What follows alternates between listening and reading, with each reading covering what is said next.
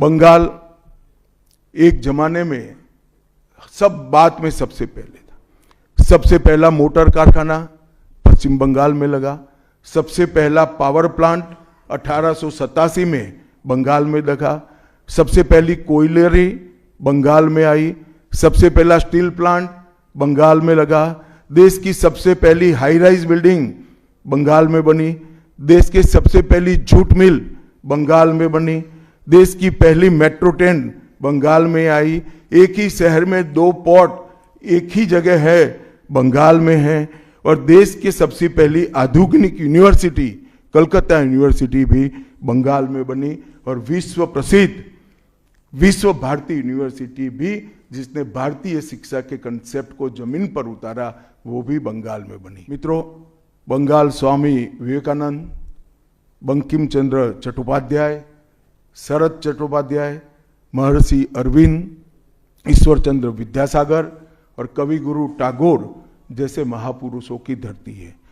यही धरती पर नेताजी सुभाष चंद्र बोस, अमर शहीद खुदीराम बोस, वाघा जतीन, रविंद्रनाथ सन्याय, रास बिहारी बोस, मास्टर सुरेश सेन, प्रफुल्ल चाकी, वीणा दास, कल्पना दत्त, ये सभी ने देश की आज़ादी के लिए आह्लेख जगाया था। यहीं पर कई सारे फिल्मकार मिले, संगीतकार मिले, चित्रकार मिले। इस भूमि ने कई सारे दुनिया को प्रभावित करने वाले संत भी दिए। वो बंगाल आज ऐसे कगार पर पहुंच गया है कि अगर एक घुसपैठ की बयार रोकी नहीं गई तो बंगाल का अस्तित्व भी खतरे में है। ऐसा स्पष्ट रूप से समाज जीवन को जानने वाले सभी लोग मानते हैं।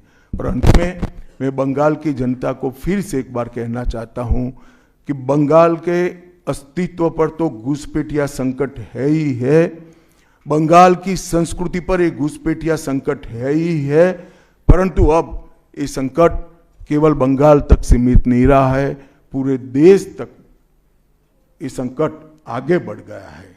मेरा आप सभी से करबद्ध निवेदन है, आपने लंबे समय तक कांग्रेस को मौका दिया, 34 साल तक कम्युनिस्ट पार्टी को मौका दिया, 15 साल तक ममता बनर्जी को मौका दिया। भारतीय जनता पार्टी का रिकॉर्ड है, जहां भारतीय जनता पार्टी की सरकारें आई वो राज्य बीमारू राज्यों में से समृद्ध राज्य बनने की कगार में आगे बढ़े हैं।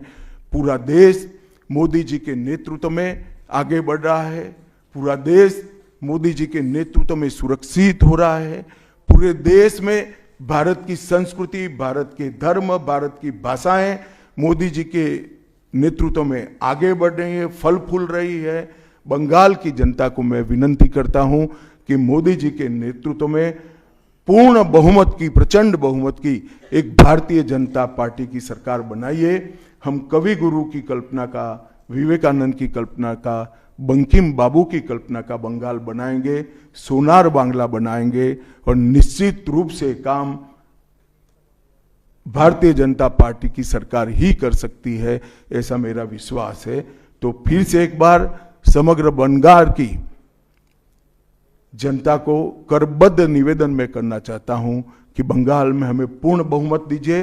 बंगाल और पूरे भारत को सुरक्षित करने के लिए ये चुनाव में बाकी सारी चीजें छोड़कर भारतीय जनता पार्टी को जिताने का काम करिए। धन्यवाद।